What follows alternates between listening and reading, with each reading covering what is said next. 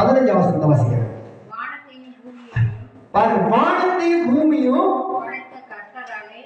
படைத்த கர்த்தர் உங்களை நீங்கள் ஆசீர்வதிக்கப்பட்டவர்கள். அல்லேலூயா. இந்த மாதத்துல எத்தனை ஆசீர்வாதம் ஓடிக்கிட்டு இருக்கு பார்த்தீங்களா? வசனத்திலே இந்த மாதமே ஆசீர்வாதமான வசனம். அல்லேலூயா. பாருங்க, வானத்தையும் பூமியும் படைத்த கர்த்தர் உங்களை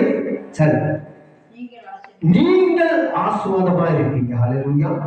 அப்ப வானத்தையும் பூமியும் உண்டாக்குன கர்த்தர் இடத்திலிருந்து நீங்க ஆசீர்வாதமா இருப்பீங்க. யாரை பார்த்து சொல்றாரு? நீங்கன்னு நம்மளை பார்த்து சொல்றார்.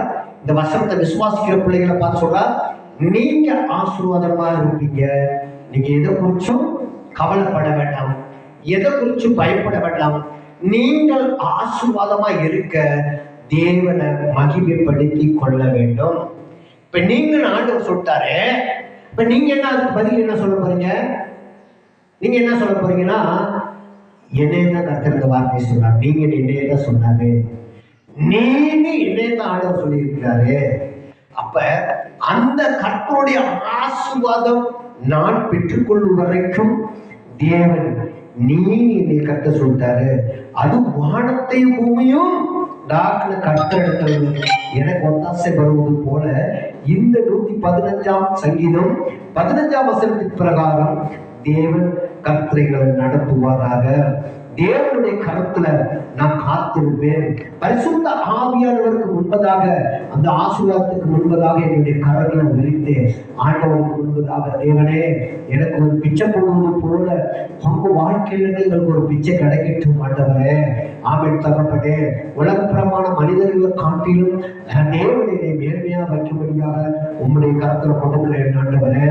இந்த நாளிலிருந்து இயேசுவின் நாமத்துல என்னுடைய கஷ்டங்கள் கவலைகள் எல்லாம் மறையட்டும் ஆண்டவரே. என் கண்ணீர் துடைக்கப்படட்டும் ஆண்டவரே. அந்த வானத்தை பூமி உண்டாக்குன கர்த்தரிடத்துல எனக்கு ஒரு ஆசீர்வாதம் வரணும்னு சொல்லியிருக்கேன். அந்த ஆசீர்வாதம் என் வீட்டுக்குள்ள வந்து விழுகட்டும் ஆண்டவரே.